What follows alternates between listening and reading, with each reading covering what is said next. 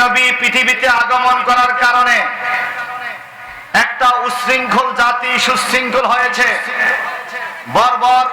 বর্বরতার পরিপূর্ণ আইএমএ জাহিলিয়া নামক যুগে ইসলাম নামক সুশীতল ছায়াওয়ালা এই নূরের বাতি প্রজ্বলিত হয়েছে। যেই নবী আগমনের কারণে কাবা ঘরের মূর্তিগুলো ভেঙে পড়েছে।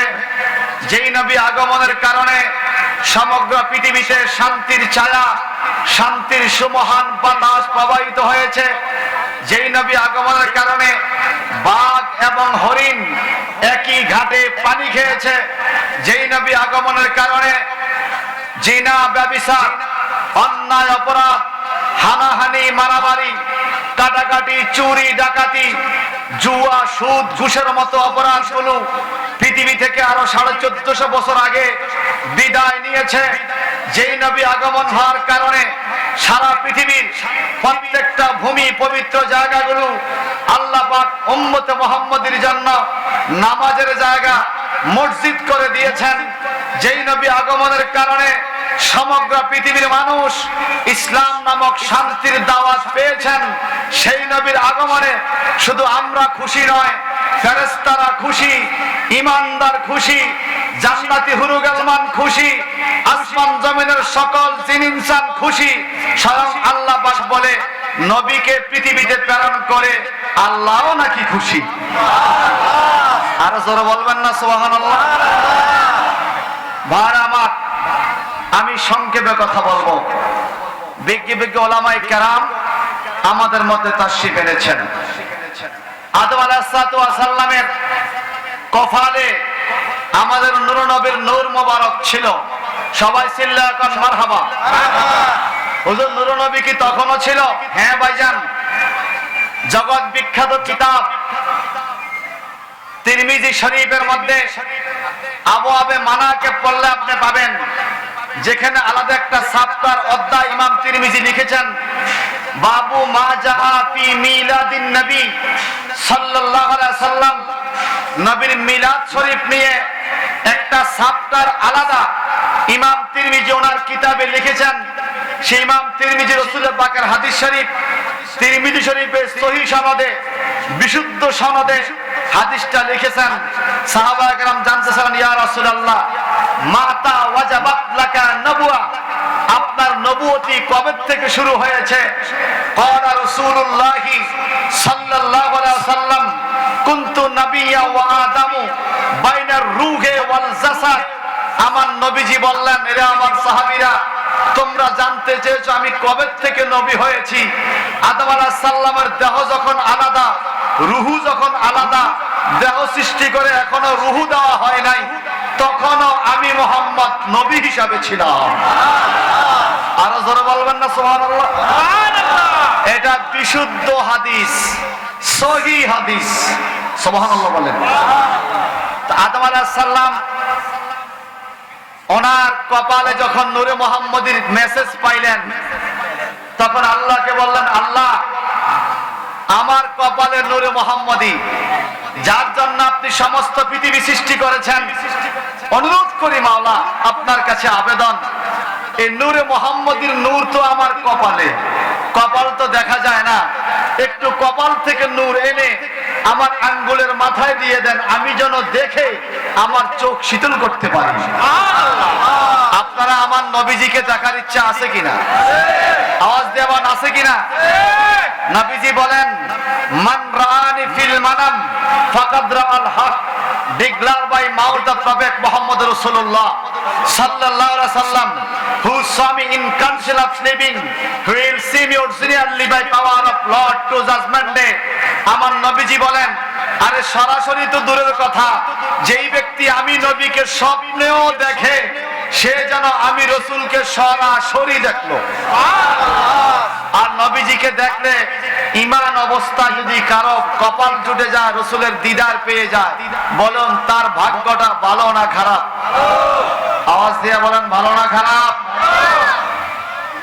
আদম আলাইহিস সালাম বলেন, ও আল্লাহ আমার হাতের মধ্যে একটু নূর মোবারক দিয়ে দেন, আমি যেন মুহাম্মদী নূর দেখে চোখ শীতল করতে পারি।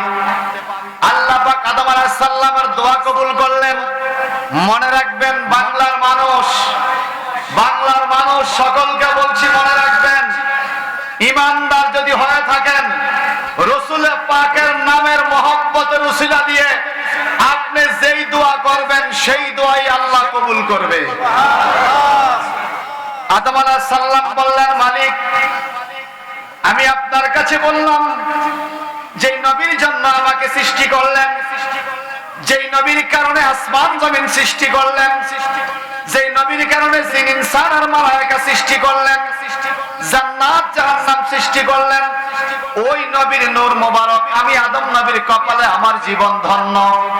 কিন্তু কপাল তো দেখা যায় না, যদি কপাল থেকে একটু নূর মোবারক আমার হাতের মধ্যে দেন আমি আদম নবী নূরে মুহাম্মদী দেইখা চোখ শীতল করব। সুবহানাল্লাহ। আল্লাহ পাক দোয়া কবুল করলেন। আদম আলাইহিস সালামের কপাল থেকে একটু নূরের ঝলক এনে আঙ্গুলের মধ্যে দিয়ে দিলেন। আদম নবী নূরে মুহাম্মদের নূরের ঝলক পাইয়া এইভাবে আঙ্গুলে চুমু দিয়ে চোখে লাগাইলেন। একটা মহব্বতে বলবেন না সুবহানাল্লাহ? এটা ভালোবাসা, মহব্বতের বিষয়, এটা মহব্বতের বিষয়। আমাদের ফাজিল মাদ্রাসার ডিগ্রি ক্লাসে একটি কিতাব পড়ানো হয়, তাফসিরে জালালাইন। সারা ভারত উপমহাদেশে কওমি মাদ্রাসাগুলোতে একটি কিতাব পড়ানো হয় জালালাইন শরীফ। এই ক্লাসের নামই জালালাইন ক্লাস। ওই তাফসিরে জালালাইন শরীফের হাসিয়ার মধ্যে পাওয়া যায় আল্লাহর হাবিব বলেন, আমি মুহাম্মদের নাম মোবারক শোনার কারণে যদি কোনো মানুষ কুররাতু বিকা আইনি ইয়া রাসূলুল্লাহ এই দোয়াটা পড়ে আঙ্গুলের মধ্যে চুমু খাইয়া চোখে লাগায় রে, আমি নবী ওই ব্যক্তিটাকে কাল কিয়ামতের ময়দানে নিজ হাতে জান্নাতীদের কাতারে দাঁড় করাইয়া দিব। আরো জোরে বলবেন না সুবহানাল্লাহ? এই জন্য রাসূল পাক মুহাম্মাদুর রাসূলুল্লাহ সাল্লাল্লাহু আলাইহি সাল্লামের নাম মোবারক শুনে আমরা হাতে চুমু দিয়ে চোখে লাগাই, কারণ এটা আমাদের ভালোবাসা, নবীর প্রতি মহব্বত, ঠিক কিনা? যদি কেউ না করে এটা ওনার বিষয়, এটা নিয়ে জোরাজুরি করা যাবে না, এটা মুস্তাহাব কাজ, সুন্নত কাজ, কিন্তু আমরা করি, আমরা করতে থাকবো। আল্লাহর রাস্তে আমাদের সুন্নত কাজে কেউ বাধা দিয়েন না, কথা বলেন ঠিক কিনা? আসুন বন্ধুরা আমার, কোরআনুল কারীম থেকে আমি আপনাদের সম্মুখে ছোট্ট ছোট্ট আয়াতে কারিমার দুটি অংশ বিশেষ তেলাওয়াত করেছি। এই দুইটা আয়াতের উপরে আমি আপনাদেরকে মদিনা মাইকের সাউন্ড যত দূরে যাচ্ছে, দোকানপাটে, রাস্তাঘাটে, বাসা বাড়িতে, হাজিগঞ্জ শহরের অলিতে গলিতে, এই প্যান্ডেলের বাইরে হাজার হাজার মানুষ যারা এই মাইকের আওয়াজ শুনছেন, অনুরোধ করব সমসাময়িক গুরুত্বপূর্ণ বিষয়ের উপরে আমি দুটো কথা বলবো, কোরআন হাদিসের আলোকে মেহেরবানি করে শোনার জন্য অনুরোধ করছি। আল্লাহ পাক কোরআন শরীফে বলেন, বিসমিল্লাহির রহমানির রহিম, ওয়াল্লাহু লা ইউহিব্বুল ফাসাদ। আল্লাহ পাক বিশৃঙ্খলাকে পছন্দ করে না। আপনারা কি আমার কথা বুঝতে পারছেন? ওয়াল্লাহু লা ইউহিব্বুল ফাসাদ। আল্লাহ পাক ফাসাদ সৃষ্টি করা, বিশৃঙ্খলাকে আল্লাহ পাক পছন্দ করে না। সেই বিশৃঙ্খলা ঘরে হোক, ঘরের বাইরে হোক, সংসারে হোক, সংসারের বাইরে হোক, হাটে হোক, বাজারে হোক, মাদ্রাসায় হোক, মসজিদে হোক, মন্দিরে হোক, গির্জায় হোক, যেই কোনো বিশৃঙ্খলা, ফাসাদ সৃষ্টি করা আল্লাহ পাক এটা পছন্দ করে না। এটা কি আমার কথা না আল্লাহর কথা? সবাই আমার কথা না আল্লাহর কথা? আমরা কি আল্লাহকে মানি? সবাই মানি। যদি কেউ বিশৃঙ্খলা করে, ফিতনা সৃষ্টি করে, আমার আল্লাহ কোরআন শরীফে বলেছেন, সূরা বাকারার 191 নম্বর আয়াতের অংশ বিশেষ, আল্লাহ পাক বলেন, ওয়াল ফিতনাতু আশাদ্দু মিনাল কাতলে। একজন মানুষকে কতল করে ফেললে যেরকম পাপ, সমাজের মধ্যে ফিতনা সৃষ্টি করা, বিশৃঙ্খলা সৃষ্টি করা, গোলযোগ সৃষ্টি করা, ঝামেলা লাগাইয়া দেওয়া, বেজাল লাগাইয়া দেওয়া, ঝগড়া সৃষ্টি করে দেওয়া, এটা কতলের চাইতেও আরো বড় পাপ। এই কথা কার? আসুন প্রথমত কোরআন বিল কোরআন, কোরআনুল কারীমের একটা আয়াতের তাফসীর আল্লাহ পাক আরেকটা আয়াতে করে। সত্য করে বলেন, আমরা কি কেউ ফাসাদ সৃষ্টি করি? ফাসাদ হোক পৃথিবীতে, এটা আমরা চাই? বলেন বলেন, চাই চাই? আল্লাহ পাক কোরআনে বলেন, এই ফাসাদ সৃষ্টি করতে যাইয়া ওয়ামাই ইয়াকতুল মুমিনা মুতাআম্মিদা ফাজাজাউহু জাহান্নামা। যদি কোন মানুষ স্বেচ্ছায় বিনা দোষে বিনা কারণে ওয়ামাই ইয়াকতুল মুমিনা কোন মুমিনকে হত্যা করে, কতল করে, ফাজাজাউহু জাহান্নাম। পৃথিবীর কোন আদালতে যদি হত্যাকারীর বিচার নাও হয়, আল্লাহ পাক বলেন যে মানুষ হত্যা করে তার পুরস্কার হলো জাহান্নাম। তার শাস্তি কোথায়? বলেন, এই বিষয়টা আমাদের দরকার আছে না নাই? আপনাদের মনে কষ্ট হচ্ছে বেশি? এই বিষয়টা আমাদের দরকার আছে না নাই? আল্লাহ পাক বলেন, যারা মানুষ হত্যা করে তাদের জায়গা জাহান্নাম। যদি প্রশ্ন করেন মালিক, মানুষকে হত্যা করে জাহান্নামে যাবে, কতদিন থাকবে জাহান্নামে? আমার আল্লাহ বলেন, খালিদান ফিহা, চিরস্থায়ী জাহান্নামী হয়ে যাবে কোন মানুষ যদি মানুষকে হত্যা করে। ঠিক কিনা বলেন? শুধু তাই নয়, ওয়াগাদিবাল্লাহু আলাইহি, যেই ব্যক্তি মানুষ হত্যা করে আল্লাহ পাকের গজব তার উপরে পড়ে। এই কথা কার? এটা হাদিস না বাজার, এটা কোরআন শরীফ। এটা কি?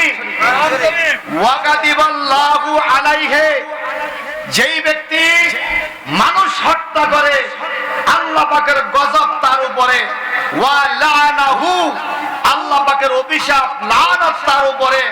আল্লাহ পাক বলেন, ওয়া আদ্দা লাহু আযাবান আযীমা, আল্লাহ পাক তাদের জন্য মহা শাস্তি, কঠিন শাস্তি তৈরি করে রেখেছে।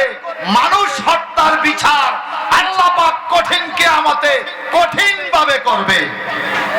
কথা বলেন ঠিক কিনা? আপনারা কি আমার ভাষা বুঝেন? আপনারা কি রাগ করতেছেন? কেউ রাগ করলো কোরআনের কথা, কোরআনের বাণী আমরা মানতেই হবে। কথা বলেন ঠিক কিনা? বলুন, মানুষ হত্যা করা কি ভালো কাজ না খারাপ কাজ? যারা মানুষ হত্যা করে তাদের জায়গা কি জান্নাত না জাহান্নাম? যারা মানুষ মারে তাদের উপরে আল্লাহ খুশি নাকি রাগ? যারা মানুষ হত্যা করে এদের কি শাস্তি আছে না নাই? এই মানুষটা মুমিন হোক আর কাফের হোক, মানুষ তৈরি করছে আল্লাহ। কে? তোমাকে আল্লাহ পাক অধিকার দেয় নাই মানুষ হত্যা করার। আমার আল্লাহ বলেন, ওয়া আদ্দা লাহু আযাবান আযীমা, যারা মানুষ হত্যা করে আল্লাহ পাক এদের জন্য কঠিন জাহান্নাম তৈরি করে রাখছে, মহা শাস্তি রেডি করে রাখছে। আল্লাহর আদালত থেকে ছুটার কোন শক্তি কারো এই পৃথিবীর আদালত থেকে আপনি ছুটতে পারবেন বিভিন্ন অজুহাতে।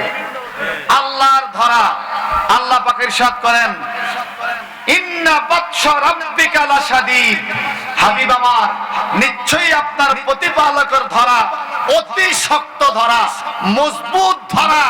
আল্লাহ যখন ধরে তখন চতুর্দিক থেকে তার উপরে, চতুর্দিক থেকে আযাব শুরু হয়ে যায়। দুনিয়াতেও বেজ্জতি, কবরেও বেজ্জতি। কথা বলেন ঠিক কিনা? ভাইরা আমার, আল্লাহ পাক কোরআনুল কারীমের সূরা মায়েদার 32 নম্বর আয়াতে বলেন, মান কাতালা নাফসাম বিগাইরি নাফস, যেই ব্যক্তি কোন আত্মাকে হত্যা করে।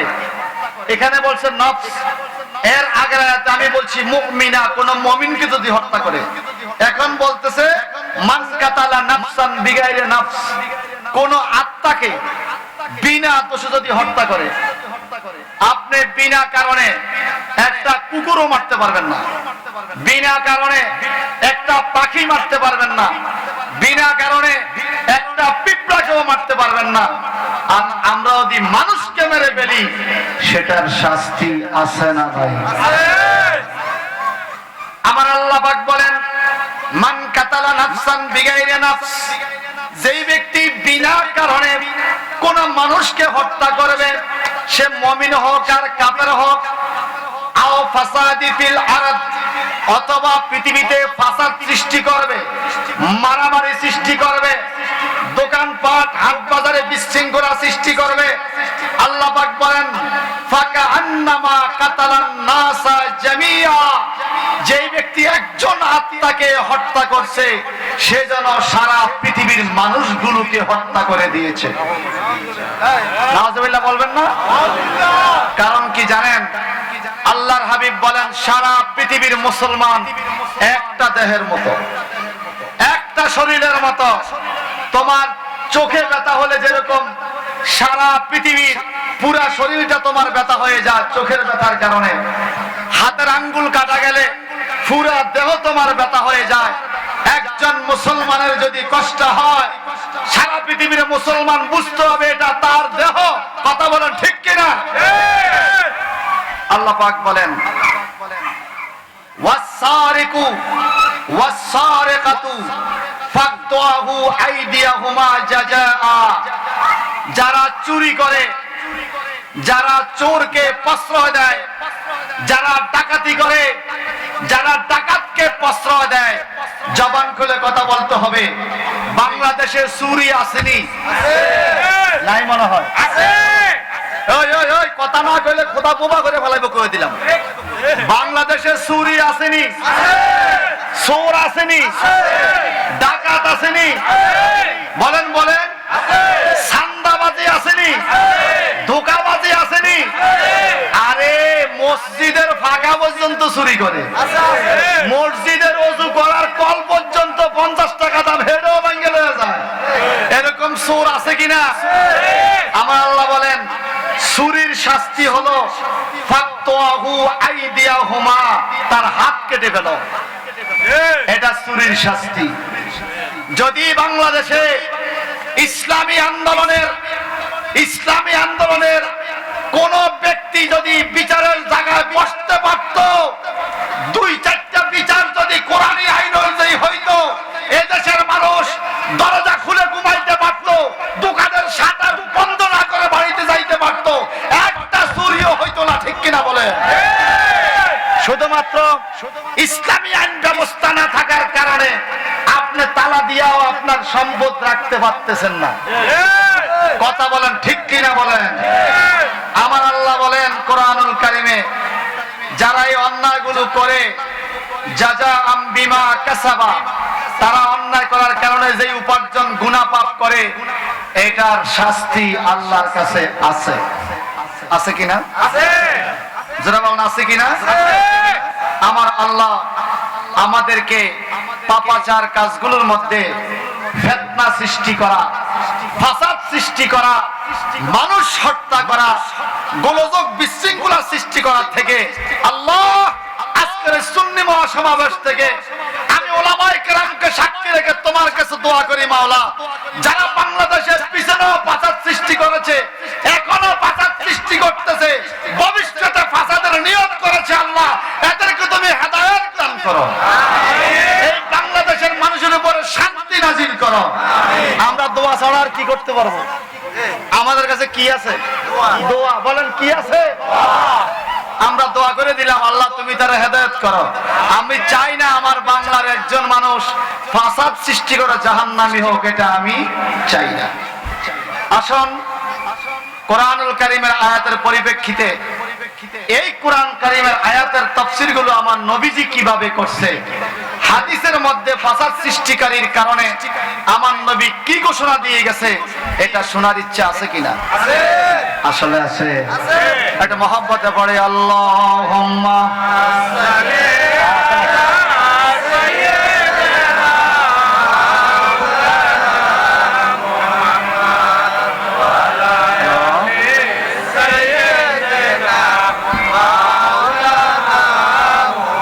মোহাব্বতে আল্লাহুম্মা সাল্লি আলা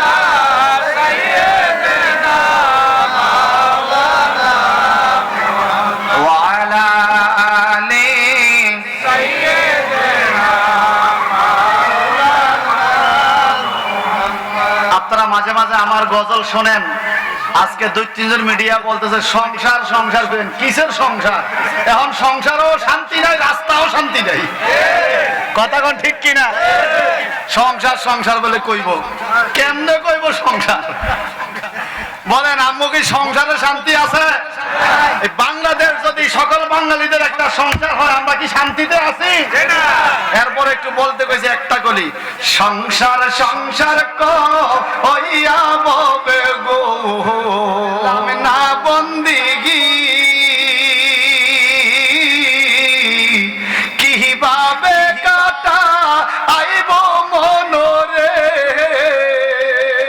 কবরের জিন্দিগি রে, ওরে জীবন গুনায় গুনায় গেল রে, বলেন ওরে জীবন গুনায় গুনায় গেল, ওরে বাড়ির পাশে পুকুর পাড়ে রে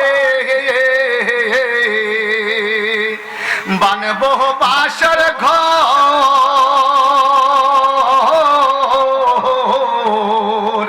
বায়ো নাই মোর বা আন্দব নাই রে,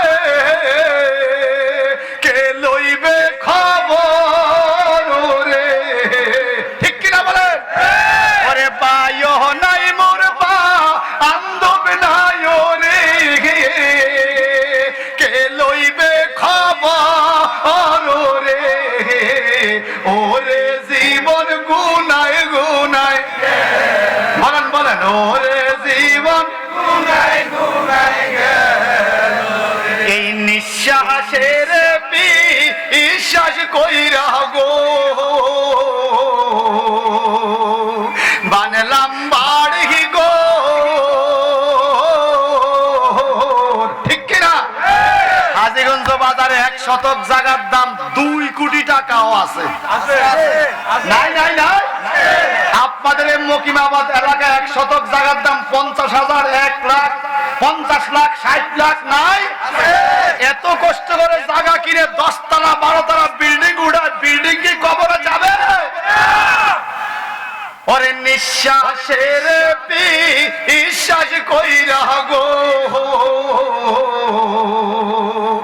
বানলাম বাড়ি গো,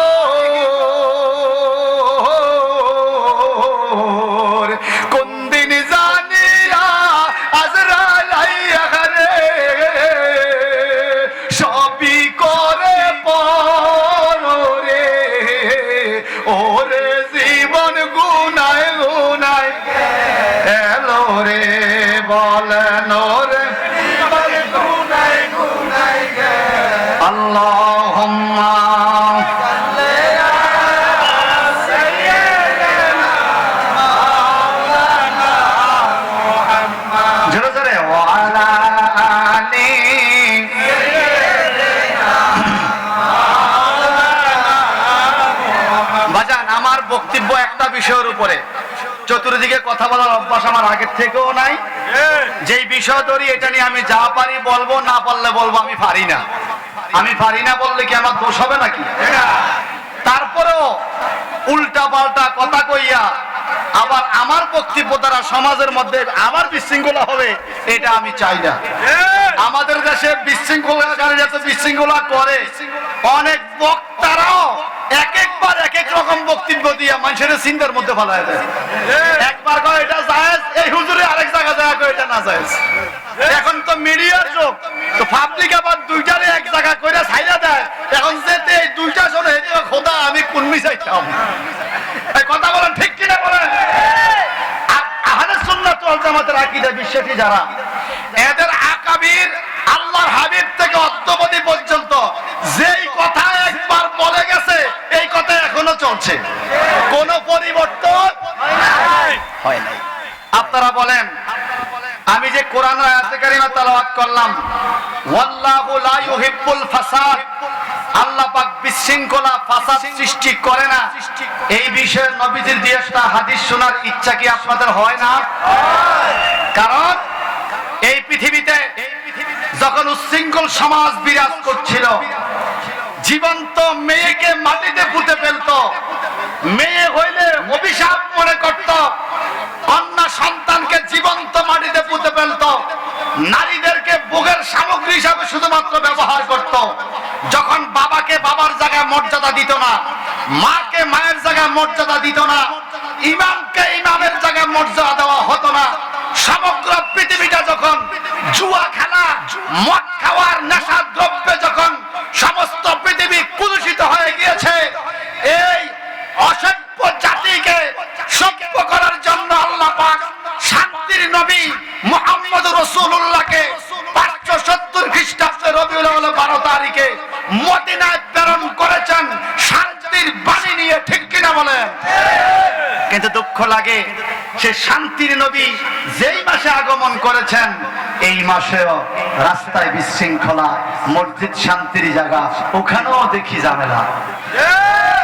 কথা কোন ঠিক কিনা? কেন জানেন? আল্লাহ পাক বলেছেন, লাকাদ কানা লাকুম ফি রাসূলিল্লাহি উসওয়াতুন হাসানা। এই সমাজ জাতি, তুমি যদি সমাজের নেতা হতে যাও, রাসূল পাকের আদর্শ তুমি ফলো করো, তুমি যোগ্য নেতা হবে। একজন ব্যবসায়ী যদি ভালো ব্যবসায়িক হতে চায়, রাসূল পাকের ব্যবসায়িক জীবন ফলো করো, তুমি ভালো ব্যবসায়ী হবে। একজন রাষ্ট্রনায়ক যদি ভালো রাষ্ট্রপ্রধান হতে চায়, রাসূল পাকের আদর্শকে ফলো করো, তুমি একজন যোগ্য রাষ্ট্রনায়ক হবে। একজন ইমাম যদি রাসূল পাকের আদর্শকে ফলো করে একজন যোগ্য ইমাম হবে। মনে রাখবেন, টুপি, দাড়ি, পাগড়ি, ডিলা, কলম এগুলো আমার উপরের বাহ্যিক আদর্শ, অন্তরের মধ্যে রাসূল পাকের আদর্শ যারা লালন পালন করে, এরা কখনো মারামারি, কাটাকাটি, দাঙ্গাবাজি, মানুষকে হত্যা করা, মানুষের উপর আক্রমণ করা এটা বিশ্বাস করে, ঠিক কিনা বলেন? আমরা কি শান্তি চাই না অশান্তি চাই? রাসূল পাকের মহব্বত যার অন্তরে, সে কখনো অশান্তিকে প্রশ্রয় দিতে পারে না। বাংলাদেশে এখনো শতকরা 99% মুসলমান শান্তির পক্ষে। আমরা শান্তির পক্ষে কিনা বলেন? জোরে বলেন, জোরে বলেন। শতকরা 99% মানুষ শান্তির পক্ষে। 100 জনের মধ্যে একজনে হয়তো বিশৃঙ্খলা করে, আমরা তাকে আক্রমণ দিয়ে নয়, মেরে নয়, আঘাত করে নয়, রাসূল পাকের আদর্শ দিয়ে আমরা যদি তাকে মানুষ করতে পারি, 99 জন মানুষ সফল হবে একজন মানুষকে হেদায়েতে আনতে পারলে। একটা আদর্শের কথা আমি বলবো, আল্লাহর হাবিব মুহাম্মদুর রাসূলুল্লাহ সাল্লাল্লাহু আলাইহি ওয়াসাল্লামের দরবারে একজন কাফের আইসা বলে, মুহাম্মদ আমি তোমার মেহমান হইলাম। আমার নবী অতিথি পরায়ণ ছিলেন, কাফেরদেরকেও মেহমানদারি করতেন। সুবহানাল্লাহ বলেন না? আমি তোমার মেহমান হলাম। আমার নবী বললেন, ভালো কথা, তুমি আমার মেহমান। রাসূল পাক তাকে ঘরের মধ্যে জায়গা দিলেন, বিছানপত্র রেডি করে তার খানা দানা খাওয়াইয়া এক বদনা পানি তার জন্য দিয়ে আমার নবী আরেক ঘরে ঘুমাইতে গেলেন। কিন্তু এই দুষ্টের মনে ছিল দুষ্টামি, নবীজিকে কষ্ট দেওয়া তার মনে ছিল আসল সিদ্ধান্ত, আসল উদ্দেশ্য।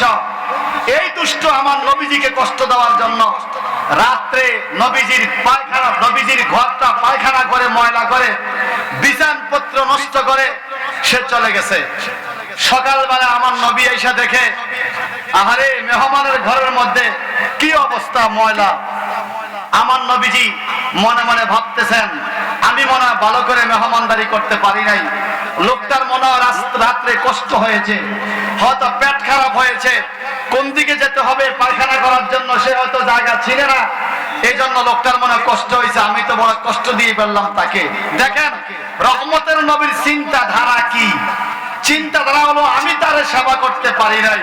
আর আমরা যদি হইতাম এরকম মেহমানের রাত্রে বিছানপত্র ময়লা করে সকালের আগে চলে গেছে, এক একটা গালি দিতাম 6 এক মুন্না। কথা কন ঠিক কিনা? মেহমান বেয়াই হইলে বেয়াই গোষ্ঠী সব দিতে হয়তো গাইল দিয়া, এটা কেরম না বেয়াই আমার বিছানপত্র নষ্ট করে ফেলাইছে, ঠিক কিনা? আমার নবীজি বলেন, হায় হায় লোকটা তো কষ্ট পেয়েছে। এই বিছানপত্র নিয়ে, বালতি নিয়ে নবী আমার এই বিছানপত্র গুলো, কাপড় চোপড় গুলো ধুইতে ছিলেন কুয়ার কাছে।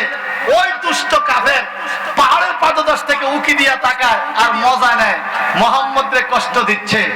আমার নবীর চোখে চোখে তার নজর পড়লো, লোকটা দৌড় দেয় ডরে। নবীজি বলে, ভাই তুমি দৌড় দিয়া যাইও না, আমি তোমার কষ্ট দিয়ে বলছি ভাই, তুমি মনে হয় রাত্রে পেট খারাপ হয়েছে ভাই, তুমি আমারে ক্ষমা করে দিও। এই কাফের লোকটা দাঁড়িয়ে গেছে, হায় হায় এটা কেমন আদর্শ, আমি ওনার ক্ষতি করলাম, ঘর ময়লা করে দিলাম, উনি আমাকে ভাই বলে, আমাকে নাকি উঠতো আরো উল্টা উনি কষ্ট দিয়েছে। দৌড়াই আয়েশা আমার নবীজিকে বলে, মুহাম্মদ উদ্দেশ্য ছিল তোমাকে কষ্ট দেওয়া, তোমার ধর্মকে ধ্বংস করা। আজকে তুমি আদর্শ দেখাইয়া, প্রেম ভালোবাসা দেখাইয়া আমার মন জয় করেছ, তাড়াতাড়ি আমারে কলমা পড়াইয়া মুসলমান বানাও। এই হলো লাকাদ কানা লাকুম ফি রাসূলিল্লাহি উসওয়াতুন হাসানাহ। এই ভারত উপমহাদেশে গরিবে নওয়াজ খাজা মাইনুদ্দিন চিশতি আজমিরি তলোয়ার দিয়ে নয়, যুদ্ধ করে নয়, এক হাতে কোরআন আরেক হাতে তাসবিহ, জবানে রাসালাতের ধ্বনি দিয়ে 90 লক্ষ বিধর্মীকে মুসলমান বানিয়েছে, বিনা ফাসাদে, বিনা রক্তপাতে। ঠিক কিনা বলে? এজন্য ইসলাম কখনো ফাসাদ সৃষ্টি করা, মারামারি করা, মানুষ হত্যা করা এটা পছন্দ করে না। এখন বলেন, আমরা কি নবীর আদর্শের মধ্যে আছি? আমরা তো সবাই ব্যস্ত পাওয়ার জন্য খুব বসে আছি। সবাই যার যার জায়গা থেকে বলতেছি আমি বেহেশতি, আমি বেহেশতি, আমি হকে আছি, আমি হকে আছি। আরে ভাই, ব্যস্ত যার হাতে ওনাকে আপনি কিভাবে মানছেন সেটা আগে ভাবেন। ব্যস্ত হলো আমার নবীজির হাতে। খোদার কসম কোরআনটা ধরে বলছি, যদি কারো প্রমাণ লাগে প্রমাণ এখনো ভিডিও কল দিয়ে দেখতে পাবেন। মদিনা পাকে নবীজির রওজা মুবারকে যারা বাবু সালাম দিয়ে রাসূলের পাককে সালাম দিয়ে ঢুকেছেন, আল্লাহ পাক বহুবার নিয়েছে। এই গুনাহগারের চক্ষু শীতল করেছে নবীজির রওজা মুবারক দেখাইয়া। কারণ ইমামে আহলে সুন্নাহ ইমাম আহমদ রাজা কা ফাজলে বিলরবি রহমাতুল্লাহ বলেছেন, जिसने देखा है मदीना जिंदगी में एक बार, सुमूले उनकी कदम सर झुक रहा है बार बार, मदीना ना देखा तो कुछ भी ना देखा, मोहम्मद का रौजा जन्नत का नक्शा। চিৎকার দিয়ে বলুন না সুবহানাল্লাহ। বাবুল বাকি পর্যন্ত 100 উপরে নাম লেখা স্বর্ণ অক্ষরে, সেখানে একটা নাম আছে সাহেবুল কুরআন। আমার নবী কুরআনের মালিক, সাহেবুল মেরাজ, নবী আমার মেরাজের মালিক, সাহেবুল কাউসার, নবী আমার কাউসারের মালিক, সাহেবুল উম্মত, নবী আমার উম্মতের মালিক, সাহেবুল জান্নাহ, নবী আমার বেহেশতের মালিক। আমরা যারা মক্কা মদিনা থেকে আসে উল্টা পাল্টা কথা বলি, পড়তে পারি না, তো ওই জন্য সমস্যা। মক্কা শরীফে আপনি আরবি পড়তে পারতো, ওটা তো আরবি ভাষায়। আমার এক চাচা গেছিল আমার সাথে, বলে বাবারে কিছুই তো বুঝি না সৌদি আরব, দুইটা শুধু বাংলা। কি বলে? একটা আজানটা দেয় বাংলাতে, আর যত মানুষ বিভিন্ন দেশ থেকে ফোন ধরে কয় হ্যালো, ফোন ধরে কয় হ্যালো। আমি বললাম চাচা, আজানও বাংলা না, হেলো বাংলা না, হেলো হলো ইংরেজি, আজান হলো আরবি। কথা বলেন ঠিক কিনা? ওখানে শুধুমাত্র সৌদি আরব যাইয়া মাফি মাশকিলা আল্লাহ হাজ্জি তাআল মানা এরকম 2-4টা আরবি কথা শিখলে মনে করছেন বড় শায়েখ হয়ে গেছে। খবরদার, সৌদি আরবে রাসূলের পাকের রওজা মুবারকে এখনো রাসূলের পাকের সেই মসজিদে নববীতে সাহাবায়ে কেরামের নাম লেখা আছে, হাসান হোসেনের নাম লেখা আছে, রাসূলের পাকের নাম 100 উপরে নবীজির নাম মুবারক মসজিদে নববীতে লেখা এখনো আছে। ভাই আমার, তো সেখানে একটা নাম আছে আমার নবীর নাম সাহেবুল জান্নাহ, নবী আমার জান্নাতের মালিক। আমি কি শিরক করে ফেললাম? যদি আমি এই কথা বলে শিরক করি, আগে মদিনাবাসীকে শিরক থেকে বাঁচান। ঠিক কিনা? আমার নবীজি জান্নাতের মালিক। জান্নাত সৃষ্টি করছে কে?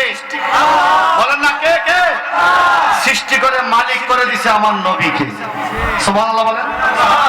সে জান্নাতের মালিক বলেন, ক্বালা রাসূলুল্লাহ সাল্লাল্লাহু আলাইহি ওয়াসাল্লাম, মান মাশা মা'a যালিম লিয়াকুয়াহু ওয়া হুয়া ইয়ালামু আন্নাহু যালিম ফাকাদ খারাজা মিনাল ইসলাম, রাওয়াহুল বাইহাকি। এই হাদিসের অনুবাদ নবীজি বলেন, মান মাশা মা'a যালিম, যেই ব্যক্তি জালেমের সাথে চলে, অত্যাচারী ব্যক্তির বন্ধু হয়, এরকম কিছু আছে কিনা? আপনি জালেম নয়, কিন্তু জালেমকে সমর্থন করেছেন, জালেমের পক্ষপাতিত্ব করেছেন, জুলুমকে আপনি প্রশ্রয় দিয়েছেন। এরকম যদি হয় লিয়া কুইয়াহু, এবং তাকে ক্ষমতাবান বানাইছেন, জালেমকে ক্ষমতাবান বানাইছেন, আপনি দলবল দিয়ে সমর্থন করেছেন। আমার নবীজি বলেন ওয়া হুয়া ইয়ালামু আন্নাহু জালেম, অথচ আপনি যাকে ক্ষমতায় বসাইছেন আপনি জানেন সে জালেম, জাইনাও তারে বসাইছেন। এরকম যদি হয় আমার নবীজি বলেন ফাকাদ খারাজা মিনাল ইসলাম, সে ইসলাম থেকে বেরিয়ে গেছে। তার টুপি থাকতে পারে, দাড়ি থাকতে পারে, মসজিদে ইমামতি থাকতে পারে, হাতে খুতবা থাকতে পারে, হাতে তাসবিহ থাকতে পারে, মুখে কালমা থাকতে পারে, মুসলমানি নামাজ থাকতে পারে, জালিমকে সাহায্য করে ক্ষমতা দেওয়ার কারণে আমার নবীজি বলেন খারাজা মিনাল ইসলাম, ইসলাম থেকে সে বেরিয়ে গেছে। কথা বলেন ঠিক কিনা? রাসূলের পাকের আদর্শের উপরে আর কোন আদর্শ আছে? আছে আছে আছে ভাইরা আমার, খোদ আমেরিকার পার্লামেন্টে সারা পৃথিবীর 100 জন মনীষীর জীবনী আলোচনা করা হয়েছে। সে 100 জন মনীষীর জীবনীর মধ্যে ইংরেজি পত্রিকা দ্য ডেইলি স্টার পত্রিকা বাংলাদেশেও আছে। এই পত্রিকার মধ্যে আমি মেসেজটা পেয়েছি আরো 8-9 বছর আগে। খোদ আমেরিকা পার্লামেন্ট বলেছে আমরা সমগ্র পৃথিবী 100 জনকে আমরা শনাক্ত করলাম, কিন্তু Muhammad was the greatest lawyer person in this world, এই পৃথিবীতে মোহাম্মদ ছিল সবচাইতে বড় আইন শাস্ত্রবিদ, যার আইনের কারো ক্ষতি নাই উপকার ছাড়া। ইহুদিরা পর্যন্ত বলতেছে Muhammad was the greatest lawyer person in this world, এই পৃথিবীতে সবচাইতে বড় আইন প্রণেতা নবী মুহাম্মদ রাসূলুল্লাহ। যেমন একটা আইন আপনাদেরকে রাসূলুল্লাহ পাকের হাদিস থেকে আমি বলে এখনই শেষ করছি। ইন্না রাসূলান সাআলান নবী সাল্লাল্লাহু আলাইহি ওয়াসাল্লাম, একজন ব্যক্তি আমার নবীর কাছে আইসা প্রশ্ন করলো, জানতে চাইলেন আইয়ুল মুসলিমিনা খায়রুন, নবীজি কোন মুসলমান উত্তম? আপনারা কি উত্তম মুসলমানকে শুনতে চান? আইয়ুল মুসলিমিনা খায়রুন, ইয়া রাসূলুল্লাহ কোন মুসলমান উত্তম? ক্বালান নবী সাল্লাল্লাহু আলাইহি ওয়াসাল্লাম, আমার নবীজি বললেন মান সালিমাল মুসলিমুনা মিন লিসানিহি ওয়া ইয়াদিহি। বুখারী শরীফ এবং মুসলিম শরীফের হাদিস। আমার নবীজি বলেন ওই মুসলমান উত্তম যেই মুসলমানের জবান থেকে এবং হাত থেকে অন্য মুসলমান নিরাপদ। সুবহানাল্লাহ বলবেন না? সুবহানাল্লাহ। কে? মান সালিমাল মুসলিমুনা মিন লিসানিহি ওয়া ইয়াদিহি, যার হাত থেকে আর জবান থেকে অন্য মুসলমান নিরাপদ। জবান দিয়ে উস্কানিমূলক কথা বলে সমাজে বিশৃঙ্খলা সৃষ্টি করা যাবে না, হাত দিয়েও কাউকে আক্রমণ করা যাবে না। কথা বলেন ঠিক কিনা? এবার আপনারা বলেন আমরা শান্তির পক্ষে না বিপক্ষে? যেরকম পক্ষে না বিপক্ষে? যদি বলেন আপনি ছোট মানুষ, আপনি এত বড় কথা বলতেছেন, হ্যাঁ ভাই আমি তো ছোটই, আমি মানুষ হতে পারি অতি নগণ্য, আমি মানুষ হতে পারি অতি নগণ্য, আমার দয়াল নবী দেখো জগৎ বরেণ্য, আমার দয়াল নবী দেখো জগৎ বরেণ্য, আমি মানুষ হতে পারি অতি নগণ্য, আমি মানুষ হতে পারি, আমি প্রেমিক হতে পারি অতি সামান্য, যারে ভালোবাসি তিনি অতি অনন্য, যারে ভালোবাসি তিনি অতি অনন্য, আমি প্রেমিক হতে পারি জীর্ণ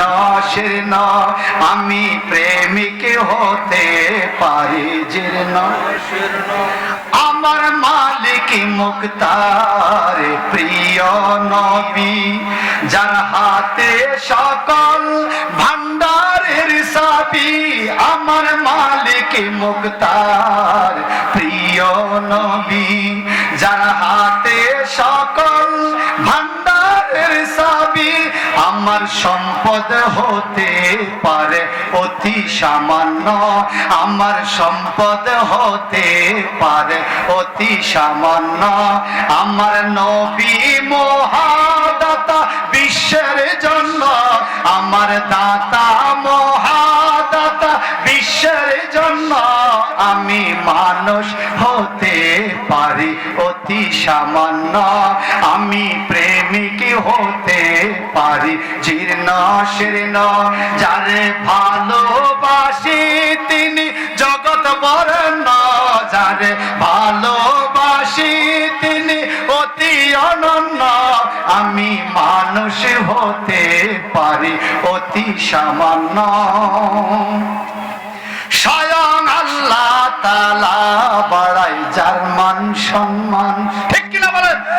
স্বয়ং আল্লাহ তাআলা বাড়াই যার মান সম্মান।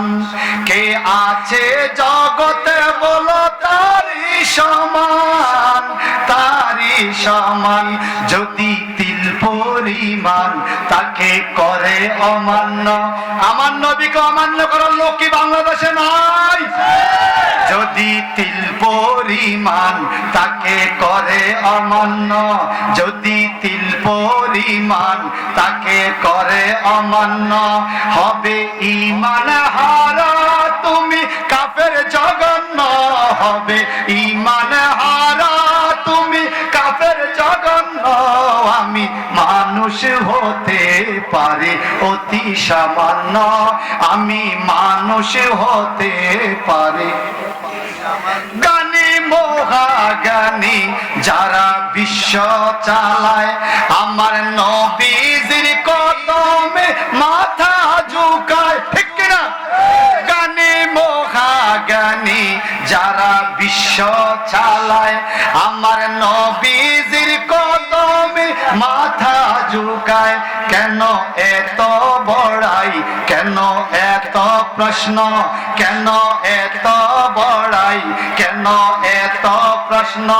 নবীর গোলাম হয়ে যাও হবে ধন্য। আল্লাহু আকবার বলেন। নবীর গোলাম হইলে জীবন ধন্য হয় কি হয় না? কেন এত বড়াই, কেন এত প্রশ্ন? নবীর গোলাম হয়ে যাও হবে ধন্য। আমি মানুষ হতে পারি অতি সামান্য, আমি মানুষ হতে পারি অতি সামান্য। যারে ভালোবাসি তিনি অতি অনন্য, আমি প্রেমিক হতে পারি অতি সামান্য। মারহাবা কর। আমরা গুনাহগার হতে পারি, সামান্য মানুষ হতে পারি, ফকির হতে পারি, দরিদ্র হতে পারি, কিন্তু আমার নবীকে আমরা ভালোবাসি। যে নবীর হাতে আল্লাহ পাক সমস্ত কল্যাণের চাবি দিয়ে রাখছে, ঠিক কিনা বলেন? সে রাসূল পাককে ভালোবেসে আজকে আমিন নবীর উচ্চ বিদ্যালয়ে এলাকার সুন্নি যুব সমাজ হযরত ওলিউর রহমানের স্মরণে ঈদে মিলাদুন নবীর মাহফিলে আজকে যে আয়োজন করেছেন, সকলকে ধন্যবাদ জানাই। বিশেষ করে মিডিয়ার ভাইরা যারা আসছেন, আমরা শান্তির পক্ষে, সম্প্রীতির পক্ষে, স্বজনপ্রীতির পক্ষে, সহযোগিতার পক্ষে, ঠিক কিনা বলেন? আমি কথা বলেছি শান্তি কিভাবে আসবে, কারে পর করলে শান্তি আসবে, সে লক্ষ্যে কোরআন ও হাদিস থেকে অল্প সময়ে কিচ্ছা কাহিনী নয়, আয়াত পড়ে হাদিস পড়ে তার ব্যাখ্যা বলার চেষ্টা করেছি। এবার আমার বক্তব্যের শেষ কথা আধা মিনিটে বলেন, আমরা শান্তির পক্ষে না বিপক্ষে? জোরে বলেন, জোরে বলেন। সেই শান্তি আনতে হলে কাকে লাগবে? নবীকে। লাকাদ কানা লাকুম ফি রাসূলিল্লাহি উসওয়াতুন হাসানা। রাসূল পাকের আদর্শের মধ্যে মহান আদর্শ তোমাদের জন্য রয়েছে। আল্লাহ পাক বলেছেন আমরা ফিতনা সৃষ্টি করব না, মারামারি করব না, মানুষ হত্যা করব না, রাষ্ট্রীয় সম্পদ নষ্ট করব না, একজন আত্মাকে বিনা কারণে হত্যা করব না, আক্রমণ করব না। এই কথা কি আমরা একমত হতে পারি? আল্লাহ পাক আমাকে আপনাকে সবাইকে আজকের ঈদে মিলাদুন নবীর এই প্রোগ্রামের বরকত দান করুক। আমি সকলকে ধন্যবাদ জানিয়ে